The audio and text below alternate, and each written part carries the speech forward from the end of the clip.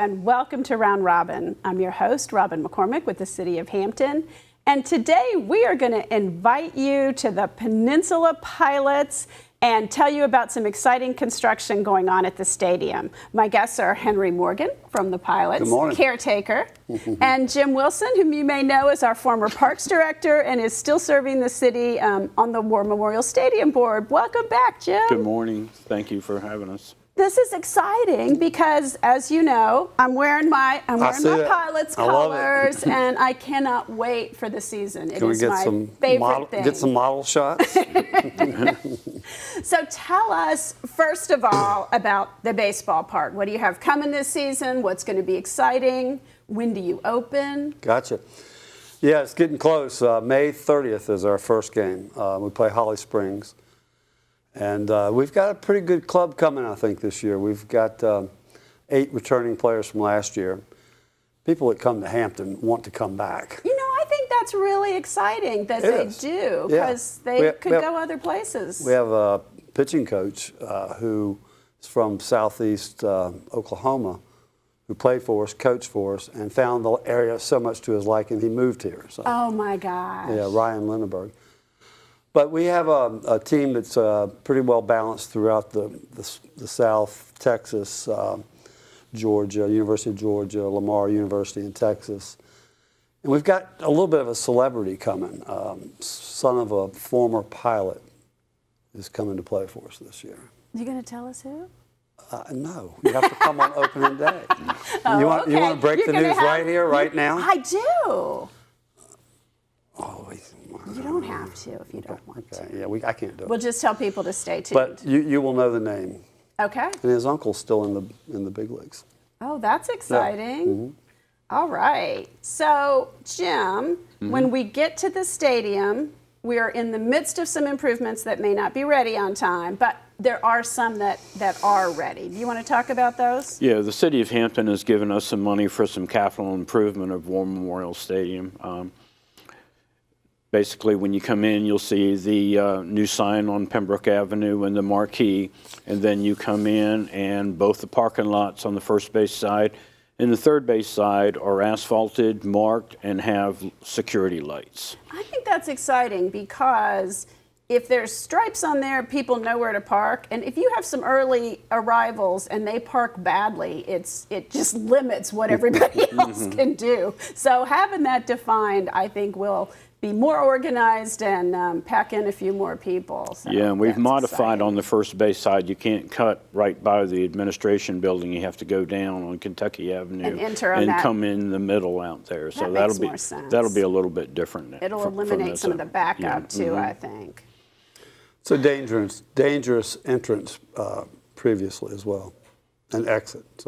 So safety, security lights, better parking. And didn't you do some improvements to the restrooms? We did. Better lighting. We covered some, with fascia board, we covered some of the venting. We improved the venting. We've painted again. We've added some things that women might find more appropriate. But we have not removed the occasional flooding that gives us the aroma that we all like.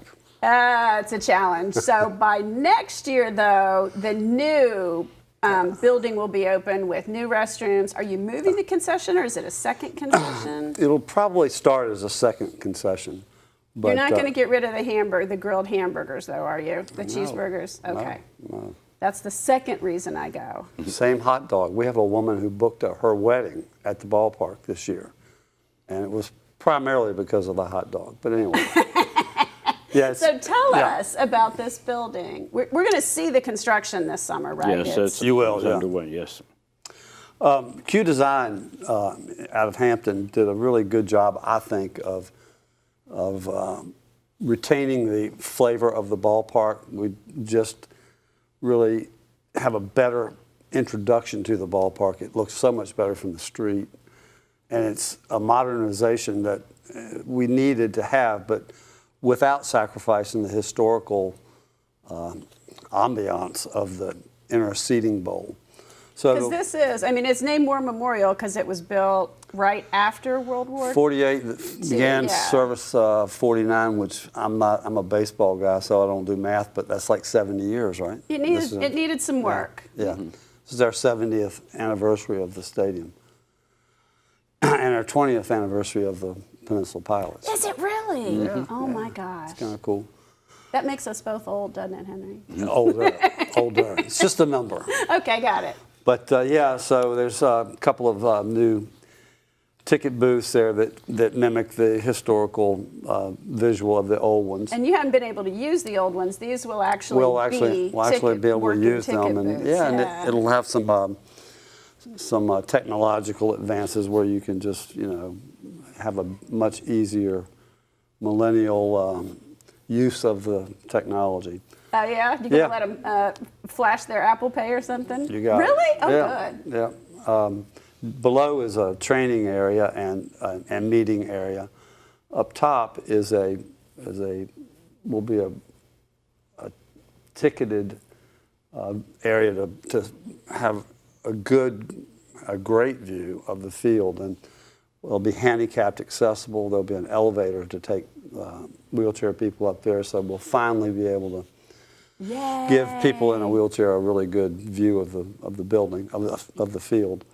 We'll still have some other handicapped accessible viewing areas, but that's going to be a big improvement for those that are handicapped. It's covered, and there'll be bathrooms, new bathrooms, as you spoke of. I'll never use them. But and then on the far end, next to the tiki bar area, there'll be a concessions stand area. I was going to ask if the tiki bar stays. It's got to stay, at least this year. So It does, absolutely. Yeah. Well, that is really exciting.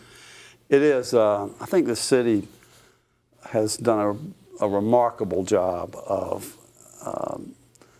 keeping a historical asset and now making it a more viable, useful asset that I think is 40, 50 more years of use. And I'm looking forward to that. And speaking of that, there were some structural improvements this summer that we, as visitors, may not notice, but are important to keeping a 70-ish-year-old ballpark going. Basically, they hired a contractor to redo all the beams as far as painting them, sealing them, and redo the foundations out there. We've also installed a drain line coming from the stadium to the retention pond before the parking lot was put in there. In the fall of this year, we'll be renovating the entire baseball field. Now, that isn't something we necessarily notice, except you can now play games faster after a rainstorm or have, That last part, yes. probably safer for the players out there too because of the better drainage. Well, yeah, one of the uses of the facility, the primary use now of the facility is the Newport Apprentice School. And they play in a terrible time of the year. They start in January and play through May. They're at their national tournament right now, Go Builders. But that type of playing service would allow them so much more access and ease of access to use the field. When out-of-town teams are coming, they want to be able to get the game in, and this would be much more weather available. By the same token, we have had a couple of travel ball tournaments in the past each year. We have booked 7 this year, which will be, think Boo Williams on a much smaller scale. But teams from all over the country will be coming to Hampton to play baseball in this facility. And again, if a team from Connecticut or New York wants to come and knows that they can get some games in on a weather available field, then they'll come and they'll come back. We had a team from Cincinnati last year who the coach bemoaned having to take his squad over to Virginia Beach and fight the traffic. And I said, well, why are you going to Virginia Beach? Go down to Fort Monroe or go to Buckrow Beach. And he went to Fort Monroe, and he had a wonderful time, sought me out the next day at the tournament. thanked me for turning him on to Fort Monroe. So we've got to get the word out that there's a whole lot of assets here in Hampton that we do. You don't have to travel very far to see and enjoy. Well, so let's talk about that travel aspect because, as you know, Boo Williams is sort of our marquee youth sports facility at this point, but Hampton is trying to build on that asset. So how do you book teams? How many do you book? Is it only there, or do they play at Briarfield, some of the early games? Actually, we try to have the championship series at our place. We utilize the area high schools. It's in the right size field. They're close by. It's really convenient for, you know, the teams and the coaches because the schools are so close to us. So it's a great partnership with the high schools. Dave over at Parks and Rec has done a good job of making Briarfield accessible. We're trying to book tournaments there for younger age kids. That facility looks a whole lot better than it's had in the last few years, and they continue to improve that. So yeah, I think that the city's tourism is going to see the benefit of some of these investments, and some of the hotels that have been built in Hampton now are going to be much more available to our traveling public. I think you'll see some when they can get in, you'll see these travel baseball teams booked here in Hampton instead of other places around. Well, and that makes such a big difference. I know when we post on Facebook that City Council is incentivizing hotels, people get really upset because they don't see it as a benefit to residents. But the taxes are a huge benefit because that's an every year thing. It keeps coming back, and it gives us money to do some of the things for our residents. Yeah, I think you know, the city just raised the lodging tax, and that's not paid by the resident. Right. That's paid by the person that comes to visit. And if we can attract them, if we have the facilities to attract them and get them to stay in our hotels, that's going to be a revenue boost to the city of Hampton.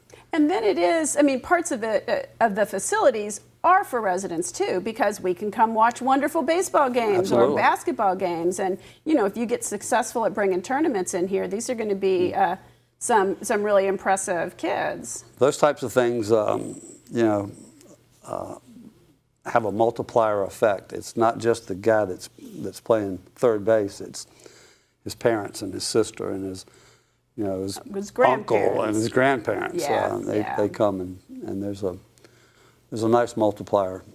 Well, you have really built this team over the 20 years. I mean, I remember the early years when the stands were not filled, but there's a huge enthusiastic crowd. I mean, you're close to capacity on the weekends, especially. Yeah. I'm uncomfortable saying that I have done that, but the community has done that, and you know, it's the corporate support, of course the city support, and the fan support. You know, I see you out at the games. I'm always out at the games. So when you know, it's I like to think of it as the community's living room. So we come together and meet there for a moment, and you know, share civil. Exchange with each other and view athletic competition on a high scale, and it's hopefully affordable, you know, fun. Tell people the price. $5 ticket still. Haven't changed it in 20 years. That's in fact, amazing. It's the same price as I think '74 when the Phillies were here. So. Wow. Yeah. Well, I know you don't like to take credit, and you tend to call yourself a caretaker instead of the owner, but you created the living room that is welcoming to people, that brings people in, and good baseball. But yeah, part of the reason I go is I see people I worked with 30 years ago. I see my neighbors in with. You know, it is kind of everybody's there. It's a great place to visit. Thank you. You know, a lot of the credit goes to, you know, my son Hank, who's it's nothing better than young, fresh ideas. the people that he's hired as coaches and the interns and the GMs and the players that have been there over the years. I think they have enjoyed being here, and I know we've enjoyed them and loved them, and we call it the Pilot family and Pilot Nation. And